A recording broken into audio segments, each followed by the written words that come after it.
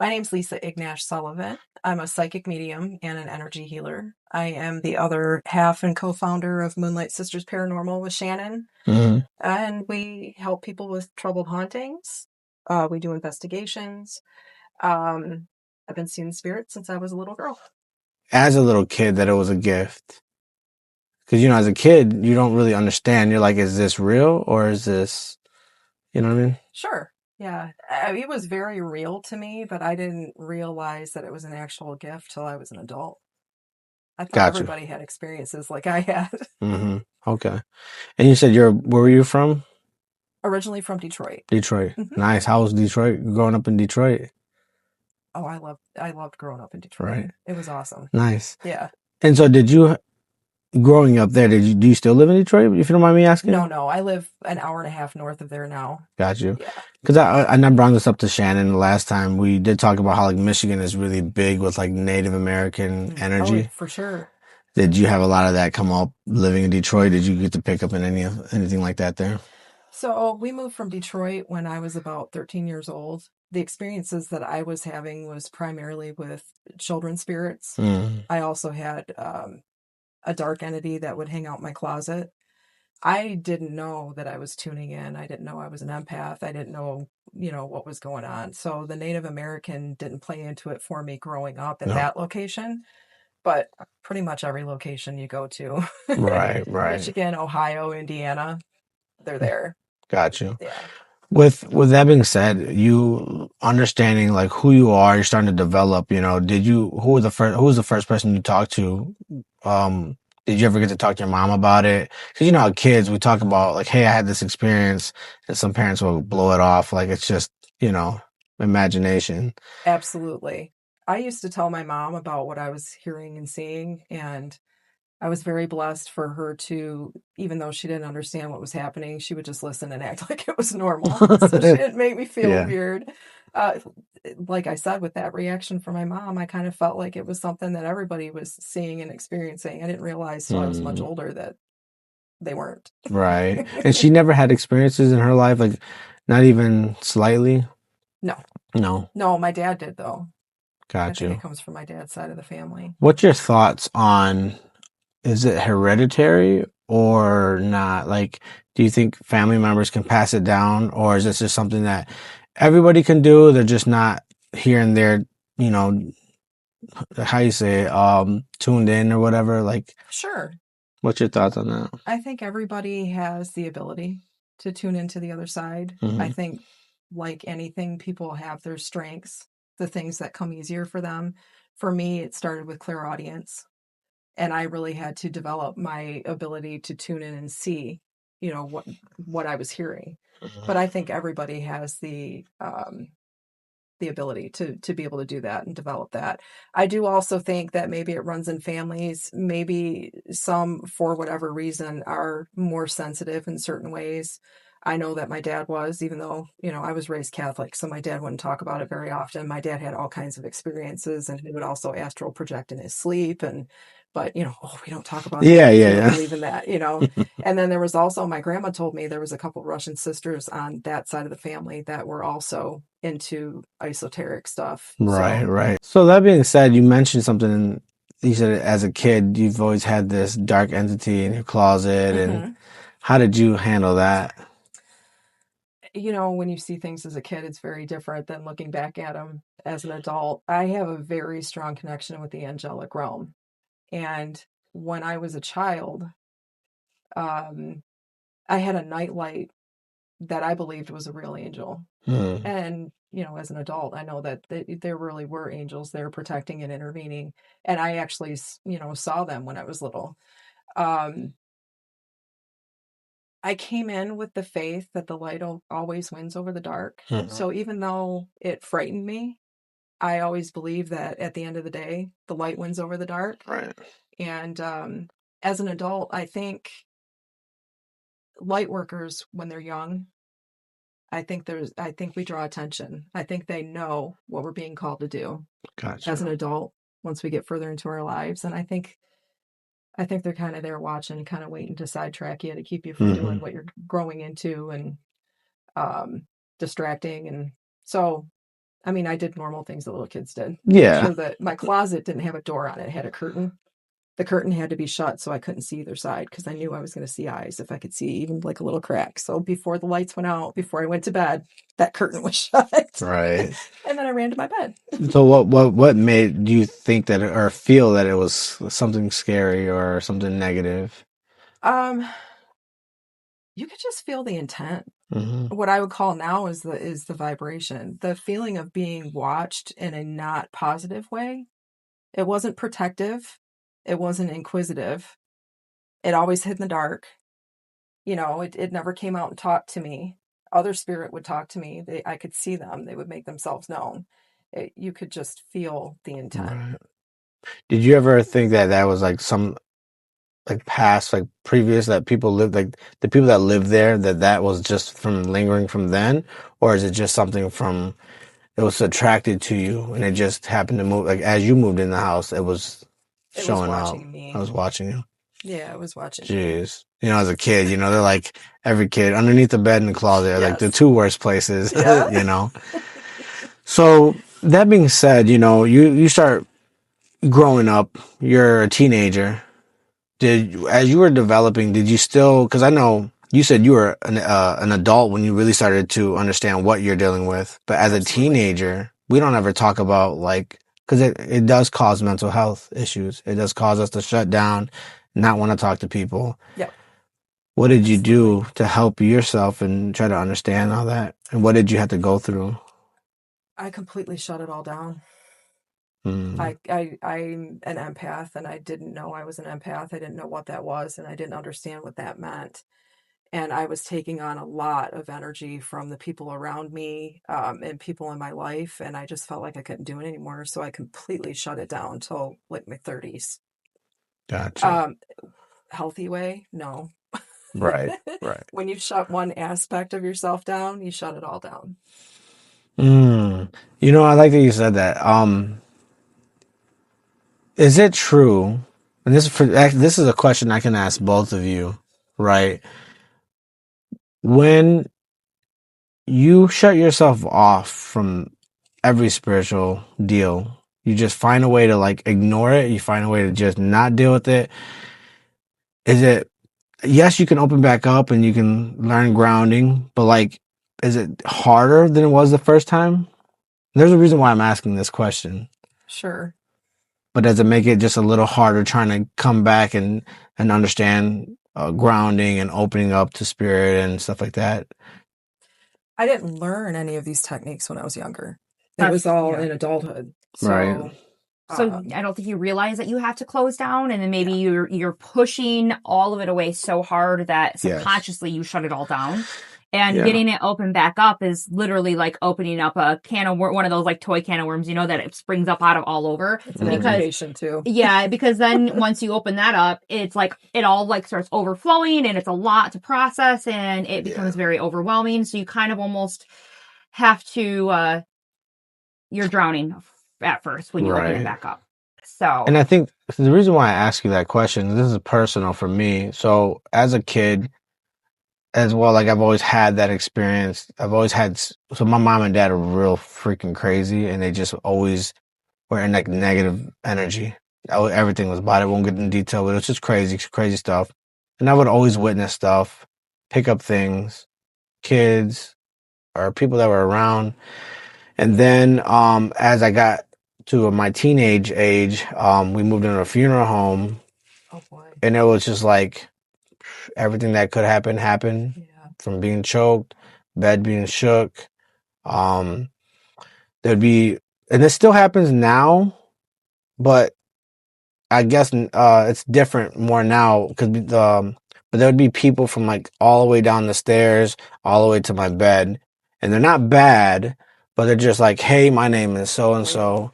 Um, can you find somebody like a specific name?" And then they Oh would yeah. show like how they passed, either they're buried alive. I remember one particular moment. There was a little girl. She was all in dirt, and she was like, "I was buried alive, and I cannot find my mom." But I was so freaking scared bringing coming down into the house, and there was like a spot in the basement. We never knew what it was for, but like they would go and hide in there, and it seems scary because you're like, okay, why are they hiding in that room? Right. But then I understand as I started getting older. Well, it got to a point where then I started getting attacked. Right, there was multiple shadows there.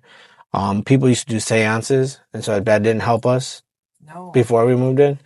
And then the attack started happening, and then that's when I remember I was just like, I'm done, I'm done, I'm done, I'm done. And slowly, as I started growing, I started realizing like what I can do to avoid. But then like I'm in my my 38th now, and I'm like, I'm always gonna have activity. I'm always gonna have things. Like you said, you can't get rid of it, but it's nothing like it was then. And I'm like, I wish I would have worked on it then like I can now. Like, yeah, like I wish I was able to be more fluent, and, cause it's always happening. I'm like, damn, I don't know what to do. That's why I was asking that question, Sure.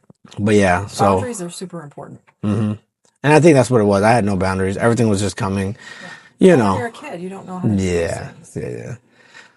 All right. So with that being said, so now we're all the way up to, you said you were 30 when you started really understanding what you're doing. So now you're considering yourself a full medium, and you know what you're doing, right? Is that, Well, I mean, like, did you medium. consider? Absolutely. We're always learning. Nobody Yeah. knows it all and has the answer for all of it. But yes, I'm definitely a medium, a psychic medium. Yeah. Okay. And then just curious for both of you, when did y'all introduce each other? Like, how did y'all get introduced to each other? In the same area, or just? We got introduced by a mutual friend, and then it just exploded. Yeah, we were at a paranormal convention up in the Sault Ste. Marie, and nice. A mutual friend that I was friends with was like, "Hey, my other friend is gonna come, and I think you guys would really like each other." And we met, and I was like, "Hi," and she's like, "Hi," and I'm like, "I don't know why, but I feel like I know you." She's like, "I feel like I know you," and we literally like. That moment on, we were like, our friends started calling us Ghost Sisters like that weekend because we just, I don't know. You would have thought that you would, and we've actually had people ask me, like, we ask each other, like, if we're sisters, if we're related. Yeah. They're like, I don't know, you kind of look like you would be related, or you kind of act, even though we're kind of like opposite but the same. So I'm certain that we must have been sisters or something in a past life. Absolutely. That's nice. That's a good connection too to have. Yeah. So with that, did you ever ask her, like, cause you're at a convention, so obviously y'all both were aware of what's going on. Yeah. But when did you really start to understand, like, y'all gonna be close friends, y'all want to get to know each other? Did y'all ever think you were gonna be in a business working together? Not at first. No, never saw that coming. It was just an instant connection, and that's nice. Our friend couldn't get a word in edgewise. Instant. And I was like, our friend was like, well, oh my God, me too. We had a lot of parallels in our lives going on at the time. And, so no, didn't see that coming. It was interesting because I feel that, spirit brings you together with people at like when you're supposed to. So like we were going through really similar things in our personal life. Like she had just went through it, or I had just went through it, and also in our development of skills too. Yep. And so they both kind of came back to us around the same time, around the same age. It just kind of, and we were kind of at like the same path at the same time. It was kind of funny. Like we met up, and soul family. Soul family. So we kind of really have, in the last, I would say 6-7 years that we've known each other, really developed our skills, really been able to hone on individually, and not only like grow individually with our own skills, because everybody has like their own niche, right? Yeah. But we've also been able to like work on it together and been like, you're really strong at this and you're really strong at this. And we've been able to kind of like bring that together and do some really cool things. Like some really neat things. We've been able to sit down and like full on channel and bounce off each other. And I mean, to this day, I am like, I blow myself away, and she blows me away when we do stuff. Cause I'm like, is this really real? Like, how are we doing this? So, nice. Which is kind of fun. So, just to bring up another point, I remember you were mentioning that not a lot of mediums can work together, right? Why do you think so? Like regarding that, why is it difficult for other mediums? I just think that I don't think it's necessarily about other mediums and other people. I think the connection that we have is unique. Um, we've had other very well-known mediums that are friends say that when we're together, the energy that our two energies when they're brought together, the energy that it brings is huge. Yeah. Like they can't even get that close to us. Yeah, Huge. they'll say, "Oh, I'm really dizzy. You make Yeah. me feel like I'm going to pass out. I have to grab Yeah. something." Yeah. And I said, "Gosh, you should see how we feel, hanging out." But it's the truth. We've had, a couple of really well-known people say, I have to kind of, "Woo, here they come. I got to tell you something." Yep, Right, hold on. right. So I think that might be one reason. That's I don't know. I think that we don't have huge egos in this either, and we both. Nice. Some people are like, it's ego at what home. I hear and what I see is the only thing, and that's not the case. And it's proved to us every time we go somewhere that she'll pick up on something, I'll pick up on something. I'm like, well, they're telling me this about that. She's like, well, they're telling me, and it coincides and it works together. But it just goes to show that you can have multiple people in one location who have abilities and all be like talking and picking up something completely different. So it helps bring pieces to a puzzle together, really. nice. I was thinking, and I just want to let you know too, I want to bring this up. I do have like a list of things that people asked. Yeah. I know our live situation didn't work out and that Right. really sucked. But I felt like this was going to happen, so I was prepared. We felt like it was going to happen too. So that being said, I don't want to jump off topic, but I just want to let you know I will have some questions that we can dig into a little later. But so you got into the business. Now, how long did it take for y'all to realize like this is going to be real? And what kind of like experiences did y'all go through together where you're like, okay, like, because as you keep on doing this, you're building up resilience, you're building new tools. Memory. Yeah. So like a lot Absolutely. I'd say Hinsdale House. Yeah. I would say that weekend that we were there, and we were both like, what? So, so I'll backtrack and say that we both have had personal experiences, as you know, like the book that I wrote about crazy stuff that had happened, and she's had personal experience, and we both had separate experiences with helping other people in the past. So we both already had the calling into we were already started on that. And I would say there was a location that we were both at in New York. And we can say the Hinsdale House, yeah, right? We can shout out to Dan in the Hinsdale House. So the Hinsdale House in New York, if you're familiar with it, it's like the candy it's store. It's like the Mecca. Paranormal. I mean, if it goes on, it goes on, right? Like if it can happen, it can happen. And we had a weekend there that was just, I to this day cannot find words to explain it. Basically like anything and everything happened to us there.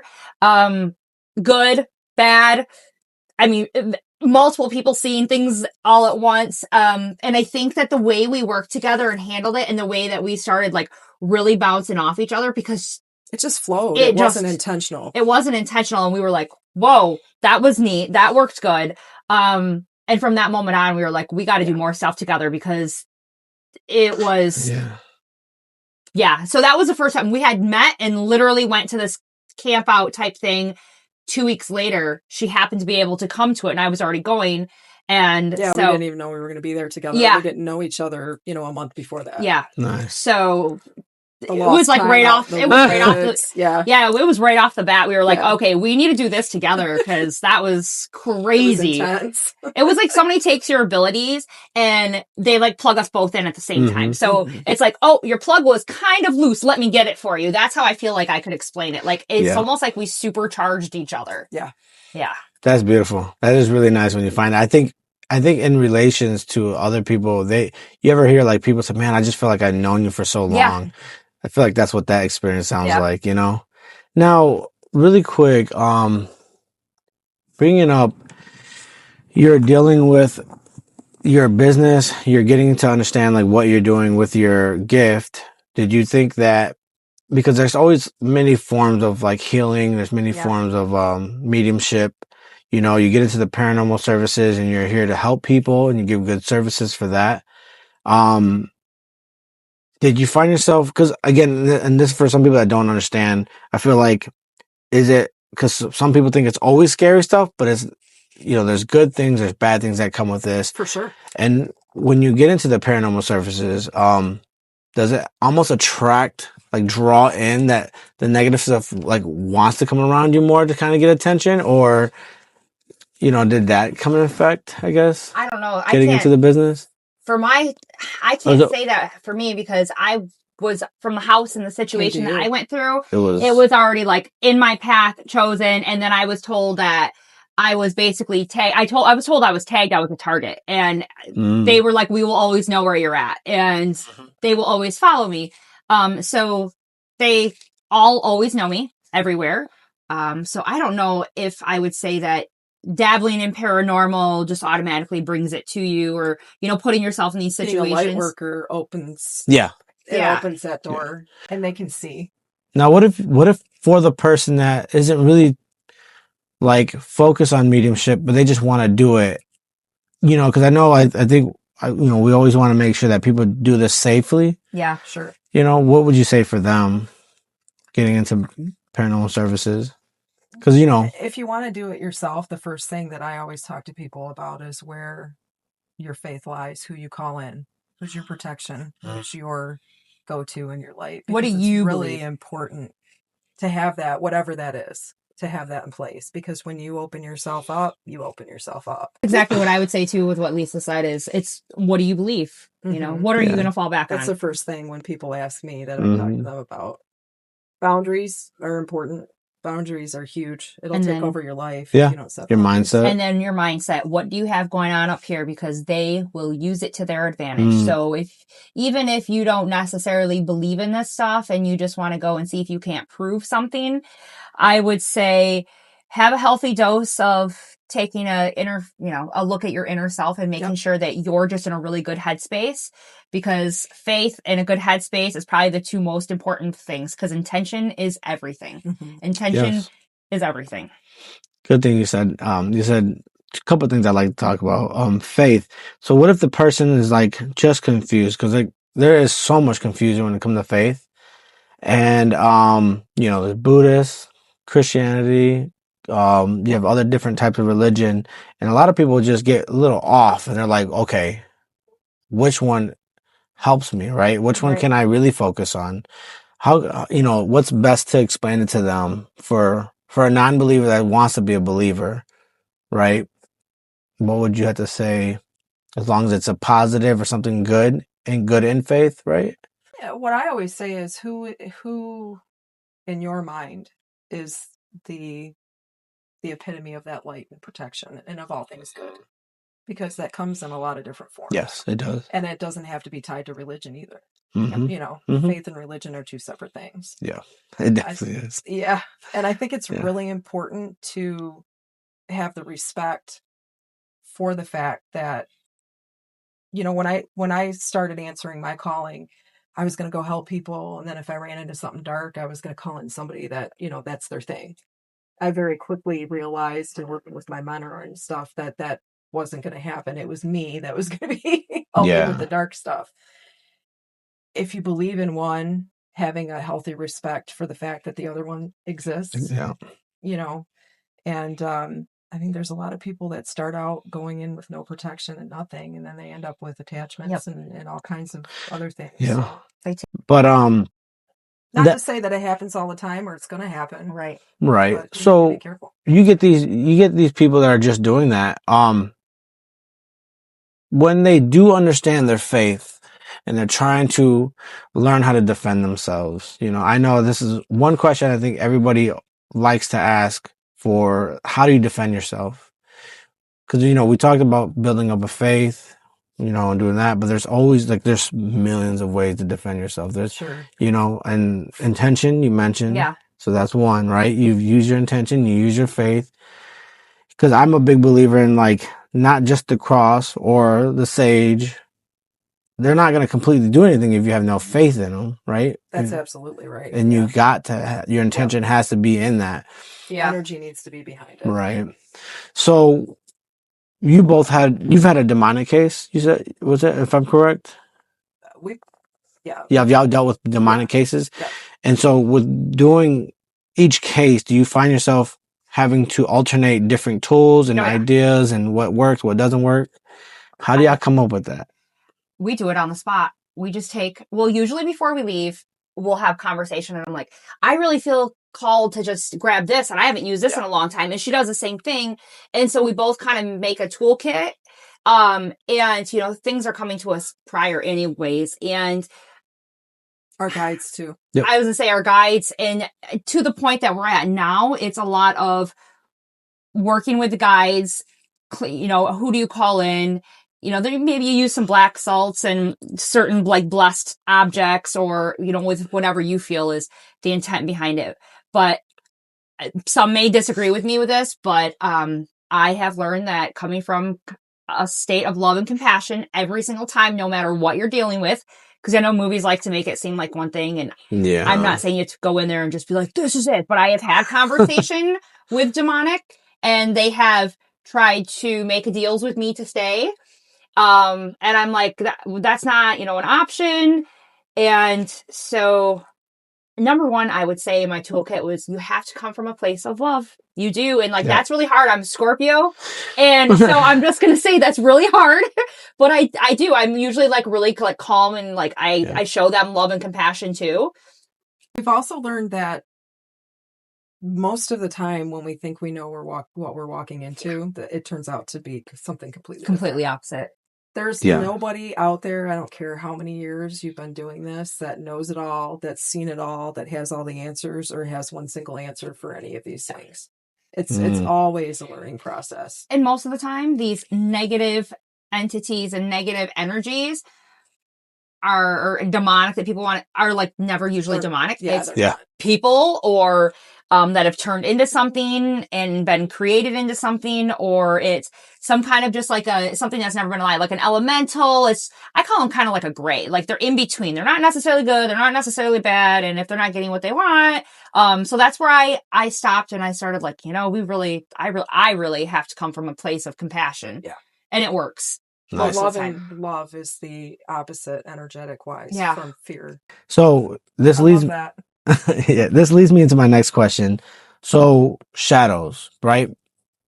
Y'all have dealt with them. I think every person I've run into or heard stories from, shadows are always involved. Are shadows demonic, or are they alien? Are they? Because I've heard so many different stories. Shadows can be a number of things. Exactly, right? Okay. I do too. I don't think they're anyone. I would go with, you can't label. I would go with the whole thing I said, an elemental. I just kind of throw it all into when I don't see okay, I'm going to stop right here and say we have a spirit that comes with us whenever we travel, and she's very Valley girl. We call her the cheerleader. And I just felt her step up, and all of a sudden I went and so I apologize for that because she rubs off very easily. But she does, and I know she does. But see, now she made me lose my train of thought. Anyways, what were we talking about? We were talking about the shadows. Oh, shadows. Yeah. I would throw them in more of an elemental, that gray area. I'm not going to say I would be oh, yay. Right. Let's be friends. But I think a shadow figure is demonic. You don't come across demonic as often as you come across all the other stuff. Yeah. So the reason why I ask is because some of the stuff that I've been able to see and other people that I've talked to, so shadows can kill people depending on what type of shadow you're dealing with. I have seen that. Shadows can just be a spirit that doesn't want to show themselves, right? For sure. Now, with that being said, is that spirit just the spirit that don't want to cross over and they had a bad upcoming, or what's the cause of that, you think? When you're dealing with things that can appear to you any way they want to. Yeah. Or project themselves any way they want to. And that could be something it could be something demonic. It could be a person that the strength that they have to manifest, that's as far as they can manifest. Yeah. It could be a human soul that sees themselves that way. Mm. It could be something that's choosing to be seen that way because it wants to scare you. It could be anything. When you were kind of an awful person in life, a lot of times they cross over and still are an awful person. Yeah. And they would just want to come back and continue that pattern of behavior of, low vibrational actions to get back that low vibration because that's what they need and feed off from. Like, that's just the way that person was. And we've seen where you truly thought something was demonic. They were awful. It was terrifying. And based on what's being described. And then you're like, you get there and you're like, you think it is, and then you get going, you're like, no, this is just an a-hole. You know, they're just an a-hole, and I'm going to call you out. They want you to be afraid. They want you, like fear. They love fear. Now, what's it with like the growling, right? Is it like that's all negative things can imitate growling, correct? Or no? I think anything could growl. Yeah. Actually, a nasty person could growl. Yeah, it can growl. That's true. We were talking not long ago, and we were voice messaging each other, and she messaged me back and said, please tell me that your TV was on or something. And I was like, no, the kids aren't even in the house right now. I was actually putting on my shoes on my bench and going outside. She's like, you need to re-listen to your last message. No. And she was like, now, and the weird thing is we were talking about like the light and some things spiritually that had to do with like Mother Mary. And I brought up Jesus. And during that conversation, something went, get out. Like, I'm not even joking. Like, in the lowest, grumbliest scream. The clearest EVP I've ever heard in person. Ever. Nice. And we were just chatting along on a random Tuesday afternoon. Yeah. So this is the stuff that happens to us. Jeez. That was a random story. But clear as day. And, you know, she sent it packing, but I did. So, you know, we get demonic, negative. I don't even know if that was demonic necessarily, but that was definitely a negative entity. Right. So somebody strong enough to make themselves known in that way. Oh yeah. Now, but you said being strong, right? Mm-hmm. With spirit trying to connect with you, maybe on a lower level, because there's, you know, higher level vibration and lower level vibration. With lower level vibration, it messing with lights, objects. How are they able to intertwine those two and really make that happen? Is that only off fear, or is it just the environment themselves? Because, I mean, you would never think that everything else is negative unless you're a negative person, right? So, sure. Yeah. Everything's about energy, you know. Yeah. You've got fear energy and love energy, the direct opposite of each other. Spirit is energy that's not in a human body anymore. You know, you can have spirit that's newly on the other side that hasn't quite figured out how to manipulate things or do things. And you have spirit on the other side. With cases, I always like to remind people when we're dealing with human spirits, we're dealing with other people. Yeah. You know, they're people. Yeah. And remember that, you know, mm-hmm. Some of them may not want to communicate in that way. Yeah. Some of them, if you've got one that wants to scare you, and they're you know, so they're making themselves appear as a shadow and they're moving things around, making you feel like you're crazy. Or it could just be grandma moving what she can. She's trying to get your attention. That's what my dad used to always tell me. My dad's like, be home, wait till I pass. And I'm like, I used to say that. And I'm like, my dad's, I'm going to haunt you. Yeah. I'm like, for what? It's funny because I had an episode where, my dad's favorite show was Wizard of Oz, and his favorite part was the king having, is it the courage or you know, when he's wearing the cape and he's running down and he's doing his little song, whatever. And I was just thinking, oh, damn, like, dang, you know, I remember my dad used to love this fucking show. It's annoying. I like it, but then it's kind of corny. And then I remember making fun of my dad saying it out loud, and my bathroom door went. And I'm like, oh shit, you know, it was just funny at the moment. And it's interesting how the interaction goes with everything, right? If you feel that it's bad, most likely it's bad. Right. But if you don't feel that it's bad, then you might be sick, right? It's also, I mean, because that whatever is there does hold an energy, and so you can pick up on that. Like, if you feel uncomfortable, like, what is it? You know, you can feel that their intention behind it.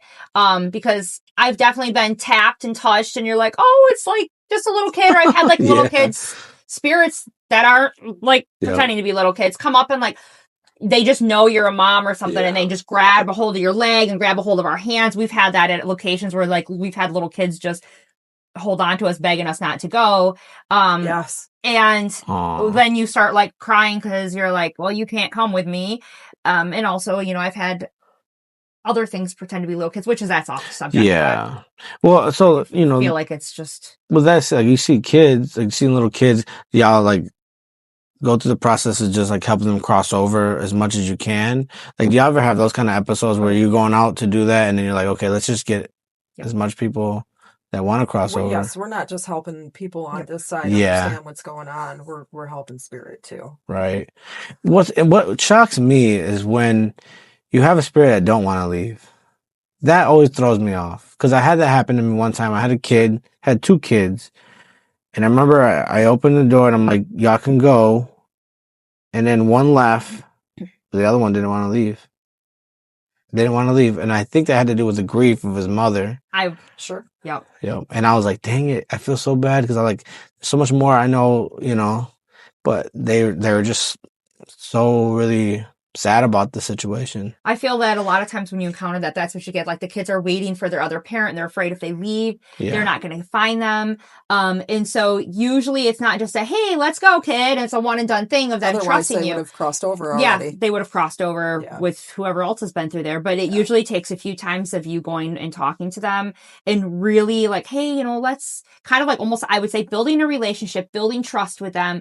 And I always say, I don't know what is anywhere, but I do know that I have this guide. A lot of times like Michael will show up.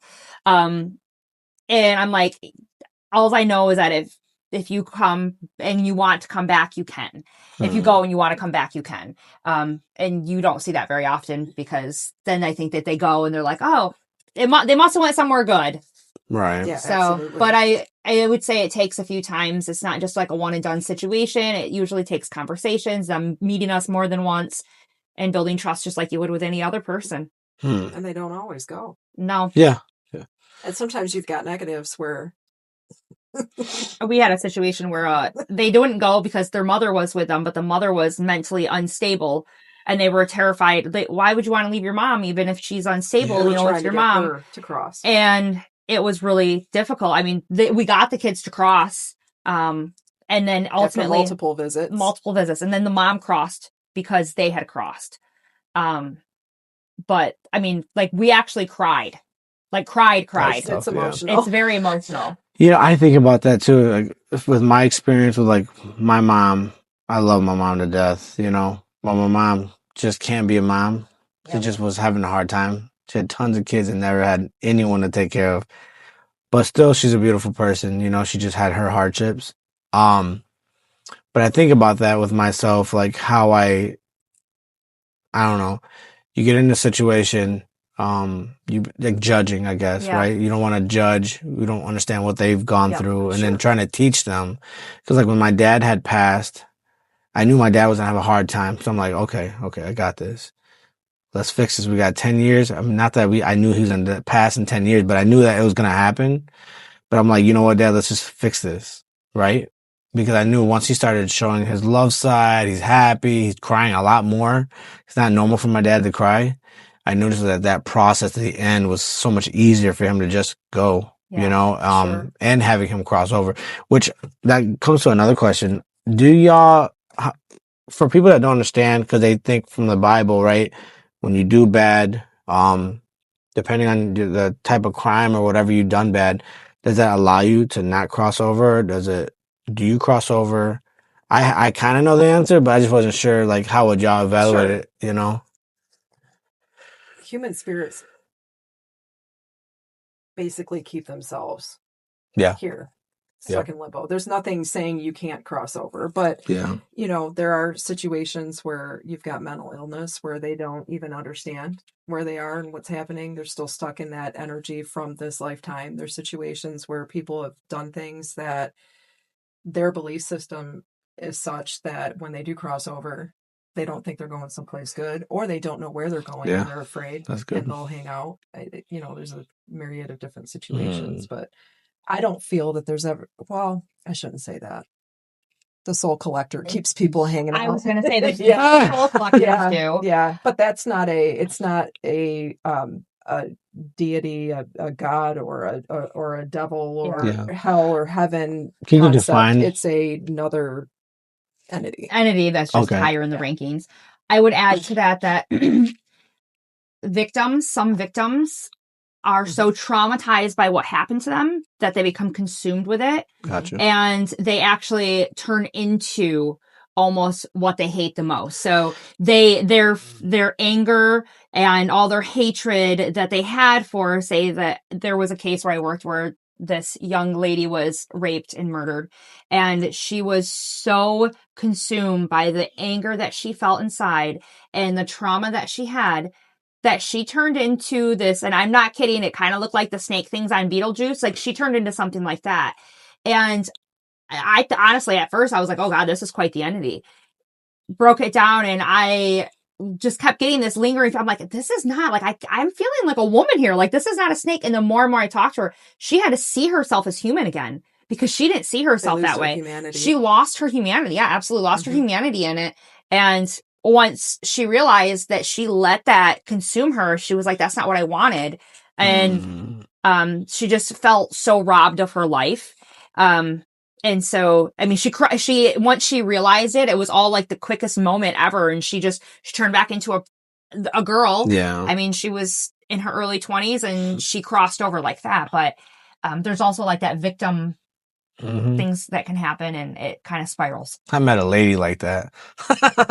She was literally just mean. Yeah. Mean. And then I remember I told myself when I was working with her, don't judge her, get to know her. She was very mean. If you heard the stuff she said, and then I remember asking her just randomly, I'm like, what is it that you want to talk about? What are you going through? And then all of a sudden she opened up. All the ugliness just went away.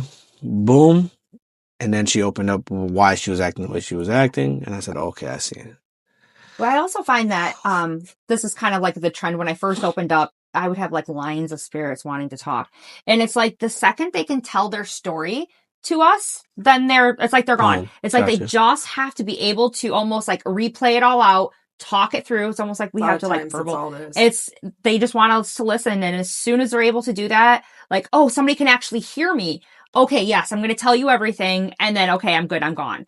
And so a lot of times it's, well, tell me the whole story. And then once they get the whole story out and you kind of help them put the pieces together, I would almost say, and they realize what's all transpired, then they're gone. Or if something's being repeated wrong. Yeah. Absolutely. So I noticed with your paranormal service, so how far are y'all willing to go out? I've been wanting to ask this, like, how far do y'all go out? Is it pretty much only local areas, or it's just usually in about a 2-hour radius or so, 2.5? Right. Yeah, somewhere around there. So that puts us pretty much in the whole state of Michigan. Yeah. Nice. And I mean, we went Ohio and Indiana too. Yeah. So that's so cool. Thus far, who knows? I mean, like, if we were, called somewhere, we would go. Right. Yeah. Now, with those kind of services, how does it go by? Like, is that something you charge for, or is that something? No. We do donation based. If you would like to, if you are in the position to be able to donate, feel free to. Gotcha. If you can't, then nice. It's our gift to share with people. Now, we don't have to get into like specifics, but what was the most craziest case y'all had dealt with together?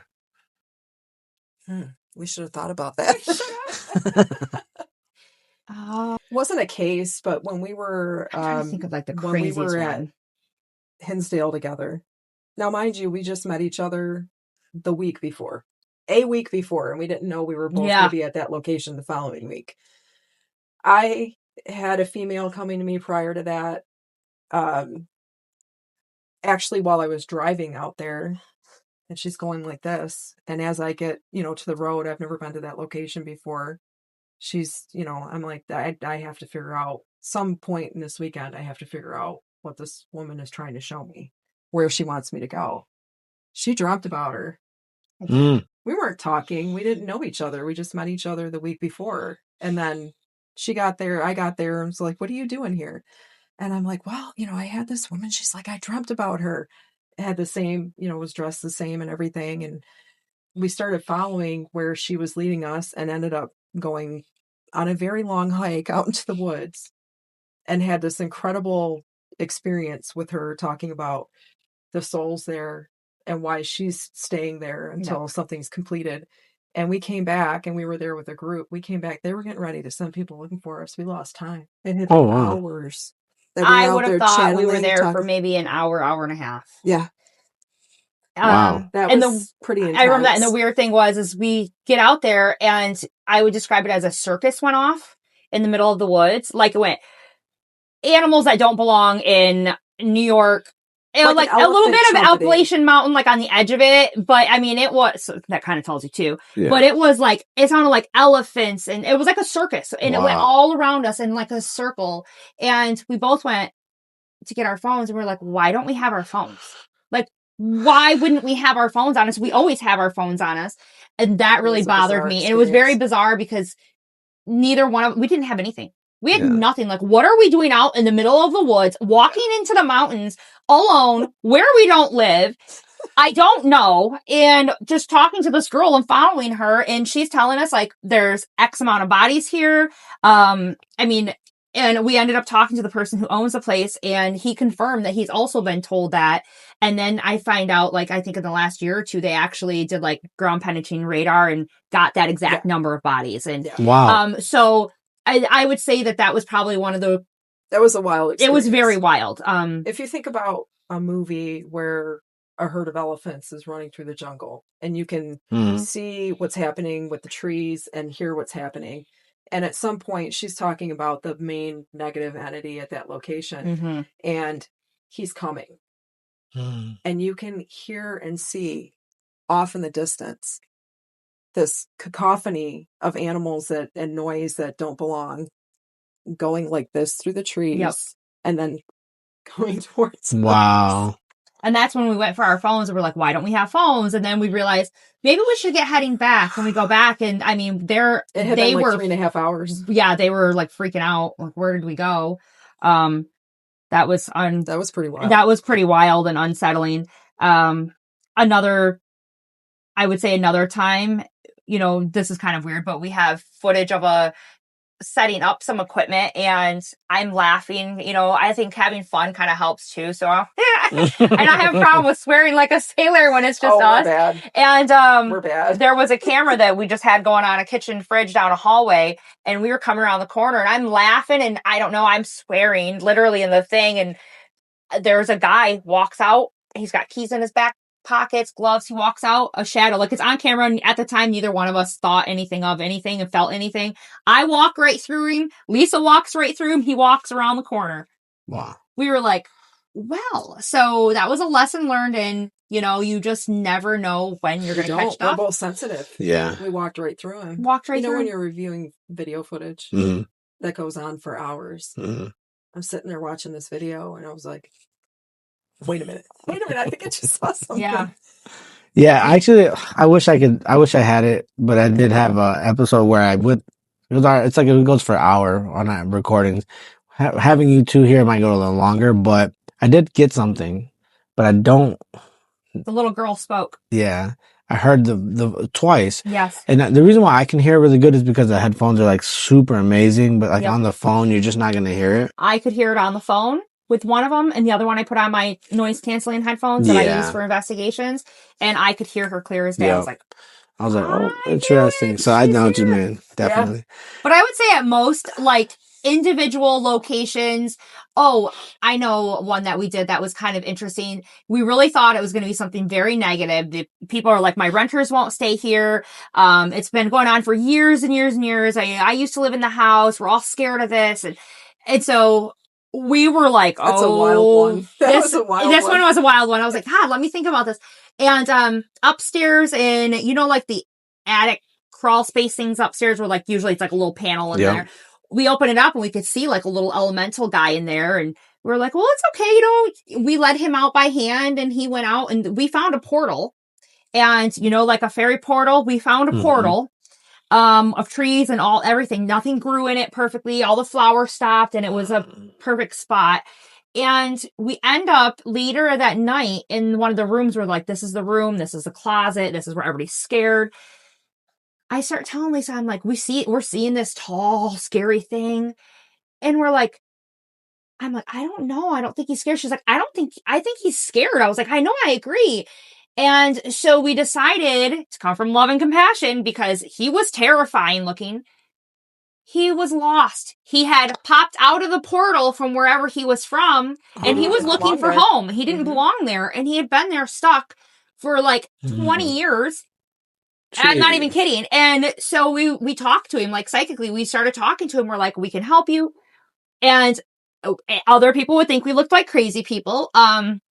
But we took him. We specialize in crazy. Yeah, we took him by the hand, and I mean, like our top of our heads were like maybe up to here on him. Oh wow! And we walked him through a field into the portal.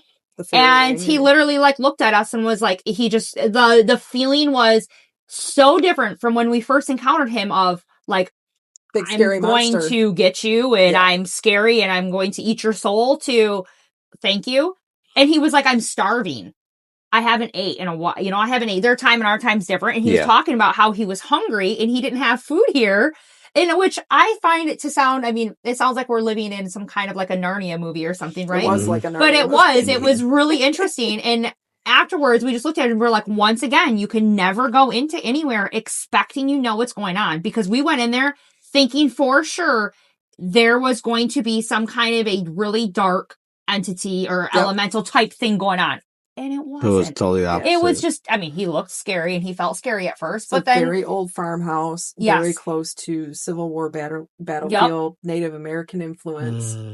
We had no idea.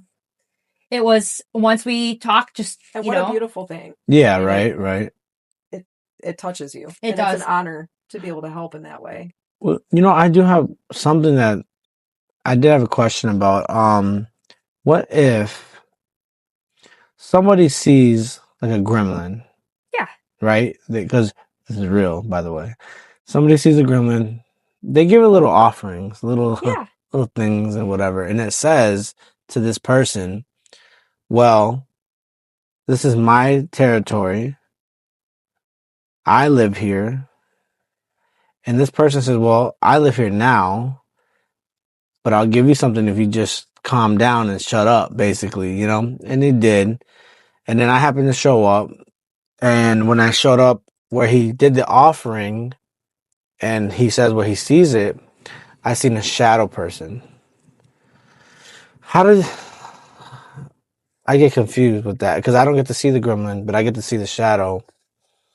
How would I break that down, trying to understand it all? Is it not the gremlin, or is it he's able to see the gremlin, but I'm seeing something separate? Sure. I mean, it could be the same. Right.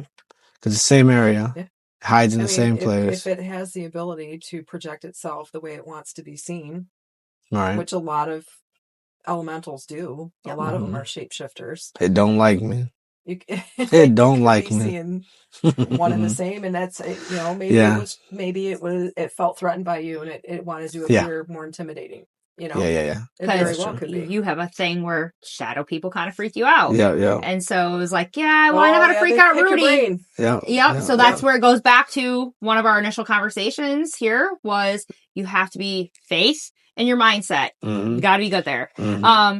Now, I also, like, when it comes to any kind of, like, you would said gremlin, I would say, like, leprechaun, gnomes, anything like that. If you're fae, you're talking brownies, anything in that classification, they like offerings and they like to be appeased. So, it makes your life easier. And, how are we to go in and just say, get out of here? So, I mean, you should leave them offerings and you guys should be able to coexist. So, now you got the Christians.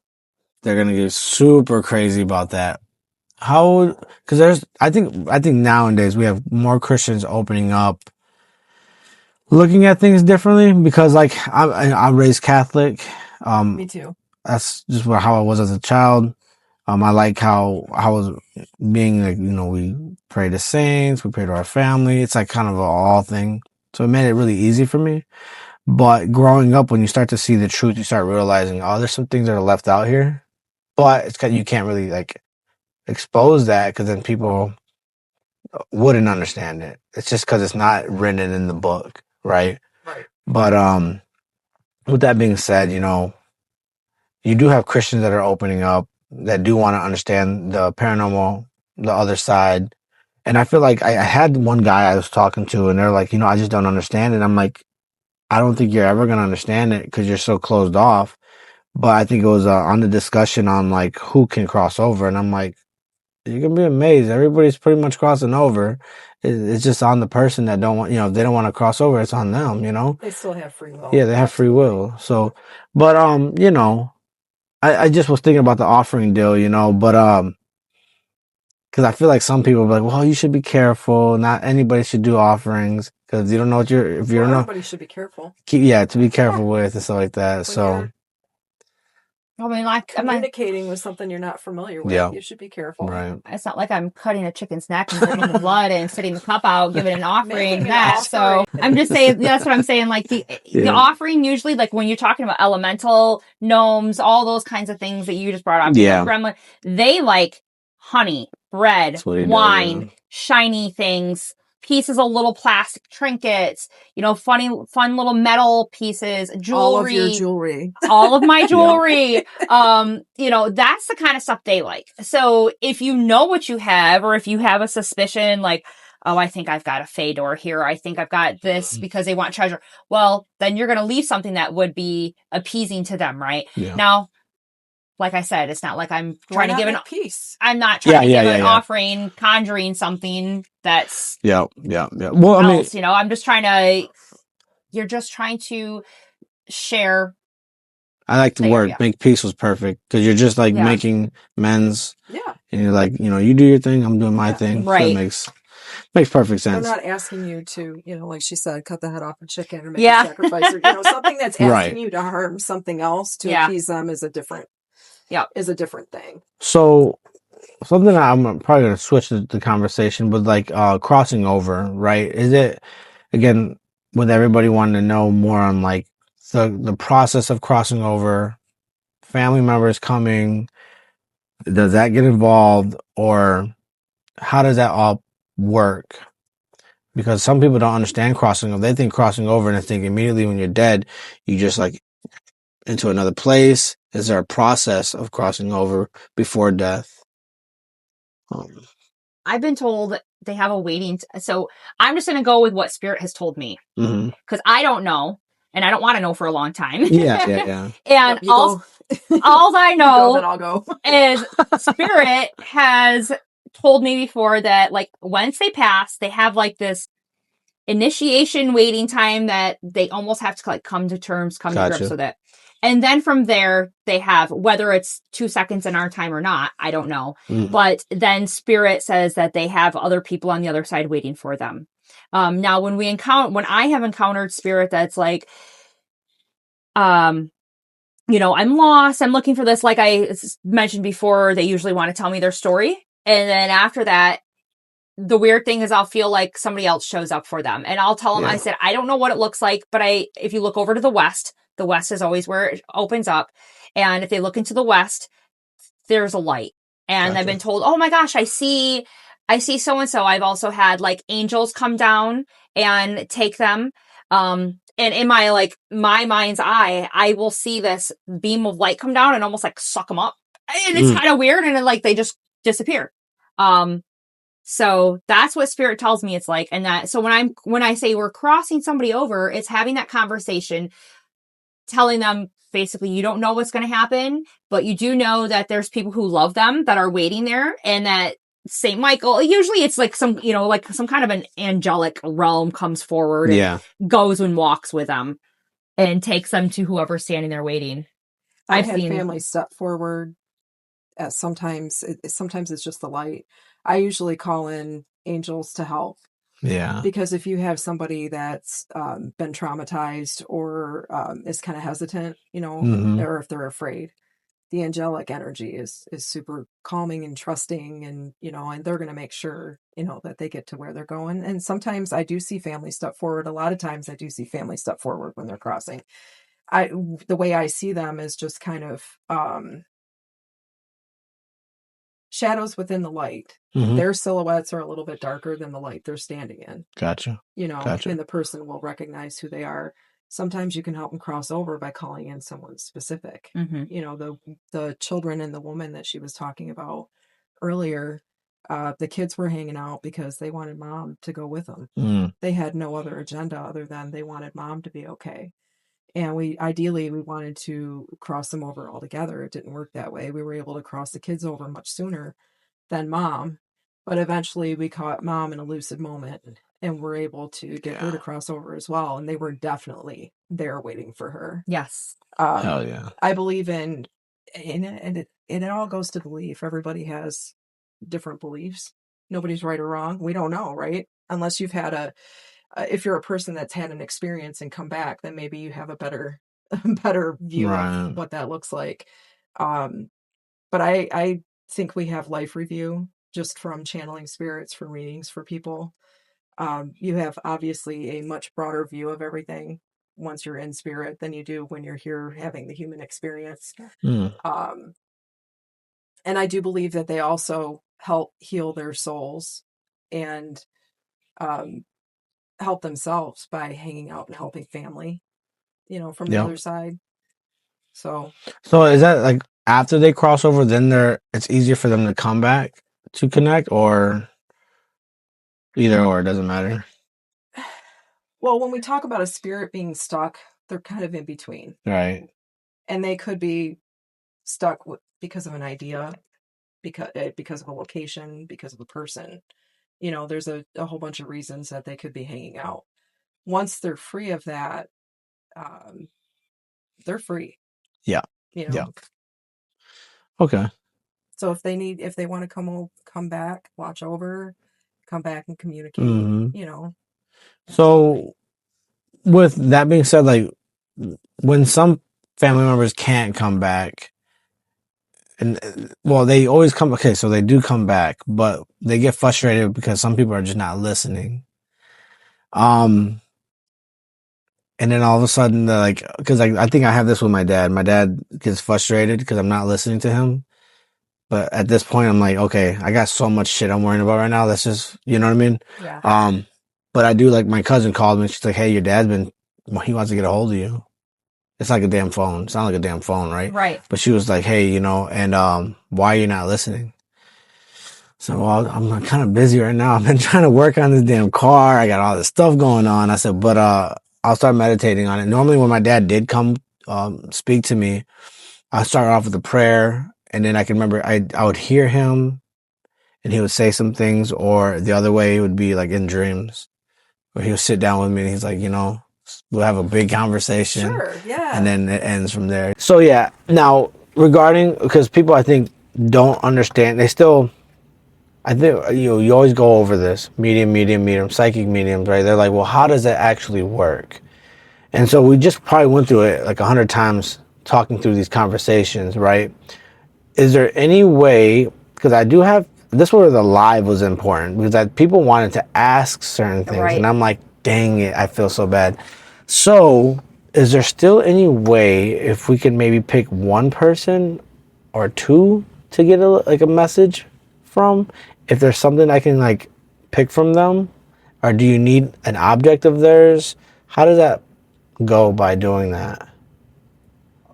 Wait, go back. So you want to know To be able to connect with their loved ones, and there's somebody, like a real person yes, that a wants real to connect person with their loved one. Yes, is that because people want to see the process and understand how it works, and I'm like, I can see, but it's up to them, you know. So that's it's like finding a needle in a haystack. It doesn't always come out. And this is what I always preface by every reading is I can't control what spirit wants to tell you. And the message that comes through is what's going to come through that they feel is relevant for you right now. It may not it may not be what you think you need or what you want to hear. Or maybe you're looking to connect with somebody in particular. And sometimes that just doesn't happen. So, and I always say that. So, you know, Absolutely. it's, sure, it's not like a phone. It's not like a phone, unfortunately. John. So with that being said, we can always, if there's somebody else I need to do is like, hey, kind of connect with them vibrationally. You're tuning into their energy. Yep. Exactly. And they're hanging out in their energy field. So what's your thoughts on the TikTok TikTok stuff. That's a collective. So Right. 100%, like you're picking up on a collective. Mm. And you're like, you know what? Collectively, I'm getting this right now. She's like, that's funny because I've been kind of reading the same thing, and then you'll kind of see the same Gotcha. trend on TikTok, right? Gotcha. Because you're picking up on a collective group. So, and if you're just doing a general reading, you just ask like what you want to. So before like, all right, so you're gonna do like an oracle or a tarot reading, or Yeah. you're just gonna do a reading. I don't really need the cards, but I usually look at them and like pictures and words and videos pop up in my head, and it may be like a starting guide for you to get going. It's kind of how it works for me. So you can just ask a general question like, hey, I'm looking for, I want to find out about Scorpio this week, or I want to find out about I've got this general question for people who's having relationship troubles. Whoever this is meant for, I'd like you to give me that answer so they can find it. And Spirit will give very specifics so that you see that and Gotcha. and you hear that. So yes, And absolutely. then you just trust it's going to find its way to and the you right just trust, people. yeah. And y'all both do services for like readings and stuff, right? Have you? Yeah, she used to do them. A lot. I used to. I haven't started again since COVID doing private readings, but I do impromptu readings everywhere. Yeah, Okay. I have been. I started up again. I hadn't Yeah. done it in a while, but I just recently kind of started doing it again. And how can people find you? They can just go to my Facebook, Shannon McFarlane, or Readings by Shannon, either one. Okay. Yeah. And you're not doing readings as of now, right now? Not right now. Okay. Yeah. Well, I'm not home enough. yeah. So, but yeah, like if somebody has some questions, we can just Set it if you up. put them on the phone. And We're just happy to answer any And questions. see, that's just what put I them was on the phone. trying to I do would with be the able live. to we'd be able to just tap in and see what we can pick up. Yeah, I can't because my phone. Yeah. It's one of those things. But Not next today. time, All right. Definitely Well, do that. we're at That the would be fun. end. Again, your social media, Shannon McFarlane. yep. And Moonlight Sisters Paranormal. Moonlight Sisters Paranormal. Now you run a business. Is there a specific number, or they just got to go? Through Facebook Messenger is the best way to get a hold of us. So, Gotcha. yep. Well, I feel like there's so much more we could talk about that we're just kind of like cutting it. But I just want to. I appreciate you both coming onto the show. Absolutely. Thank you for having us. Is there anything that y'all don't want to miss out? I do want to ask another question, but is there anything that you want to bring up that you think maybe the audience should hear or understand about everything that we talked about and about you? Sure. Moonlight Sisters Paranormal was formed to help people and spirit. We're kind of a bridge in between. We do clearings, so that people's houses are clear. Sometimes people don't want the houses clear. Sometimes they just want to know who they're talking to and who's hanging out. Our goal is to facilitate understanding between the two. And also, when you're talking about scary things happening and people not feeling safe in their own homes, we don't just clear. We don't just get you answers. We empower you to take your space back. So we're here to help. And I would say, add on to that, probably one of the biggest things is we're not just somebody who thought, oh, this will be fun. Like, we're just going to do this as something that we're interested in. I'm not saying that that's a bad thing, because there's plenty of good people who are interested in this and do a great job.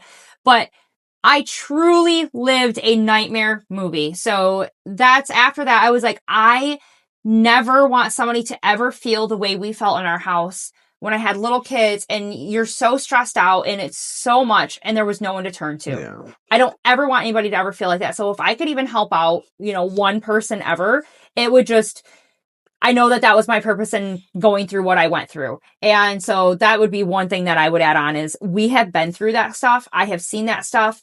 I continue to see it. We're not alone. And I mean, like, I continue to live it every day. Like last week for 2 days, I had something, I just saw something yesterday. And so when I say I'm tagged. They will never go away.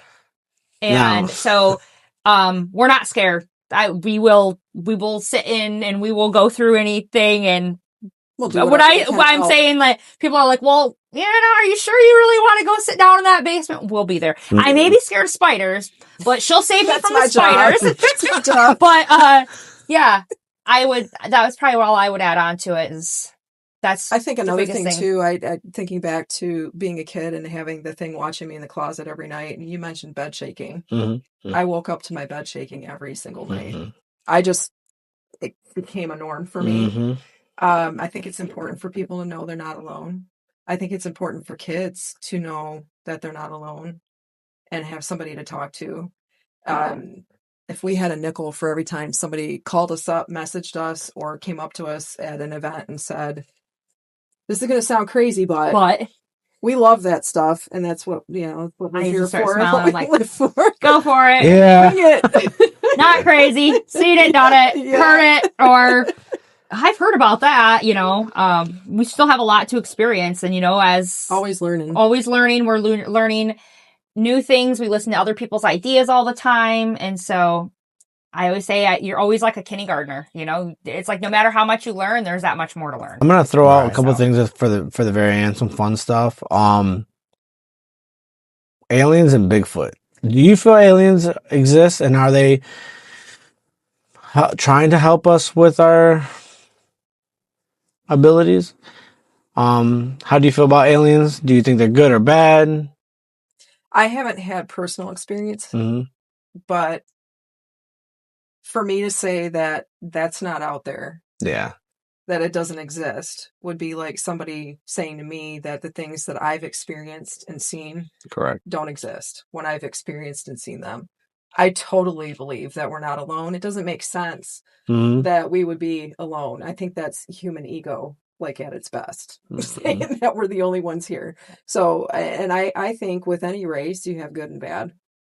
So I would definitely say yes.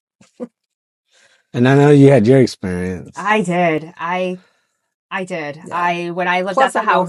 So when I lived at the house, there was some things towards the end of it being cleared going on that I couldn't explain. I'm actually I'm gonna write a book just about that. And man, that'd be nice. I ended up going into somebody who does hypnosis for past life regression and for abductees and stuff. And she specializes in that. So there was an incident when I was a child, around the age of 3, where I remember it happening. And that's why I was always like, God, isn't that weird? And I'm like, I always had this really weird experience.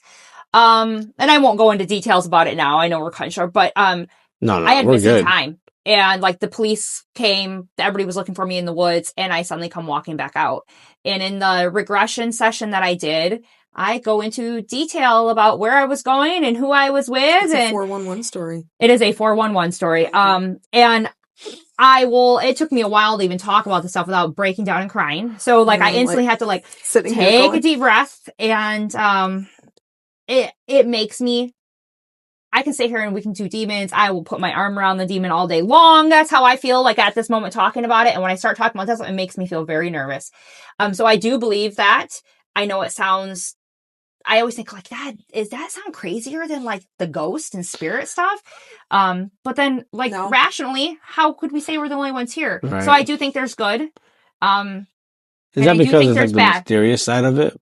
Pardon? Is it because you like the mysterious side of it that can make you feel that way? No, because I don't like the feeling of somebody doing something against my will. Yeah. So is it really free will or is it not? Because they'll argue, well, they wouldn't have taken you if it wasn't your free will, right? And there's some people that say, no, I don't ever want them to do the things that they were doing to me. Yeah. And I've heard some people that have some really crazy stories. Now, in my experience, there were some things they were doing that I didn't like and made me nervous. And I was told in like the long run, like they were testing me to see if I was able to, I don't even remember exactly what I say now in the thing, but it's something like they were doing tests on me to see if I was one of the ones that had the abilities and was able to hold up to it, which is really strange. That's weird.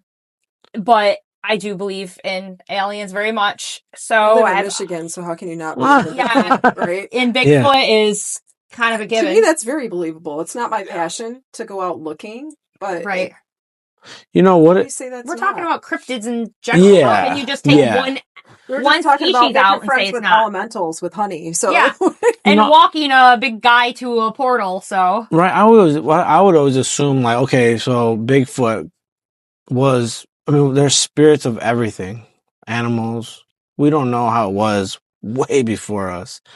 What if it's their spirit still around? Because they've seen the smaller version of Bigfoot, bigger Bigfoots, mom Bigfoot, dad Bigfoot, whatever the case is. And I've heard of so many different cases, but I was like, well, I mean, I believe that they seen what they seen, but it could Absolutely. have been just a. I think my favorite theory about Bigfoot is they're multidimensional. That they actually are a creature. They're like an animal living somewhere, and they're able to come over and then they jump back, and that's why you only see them for a minute and then they disappear, or they can find hair and footprints, but then they're disappearing. I like that. And there's also a lot of evidence that shows where you have really heightened Bigfoot experiences. You also have really a high case and I'm sorry, I can't talk today. Number of UFO experiences and sightings. So they tend to coincide together. So what does that say to me? I feel like, well, then maybe they're all multidimensional. They're able to pop in and out of our dimension, and we're just seeing them for that split second. Right. So that's one of the theories I do like. Dimensions are colliding or they're colliding for a moment. 2 seconds, or, you know. Yeah. Also, I'd be thrilled to see a Bigfoot. I would too. But also in my head, I feel like, can you really say, like, we know nothing about the ocean?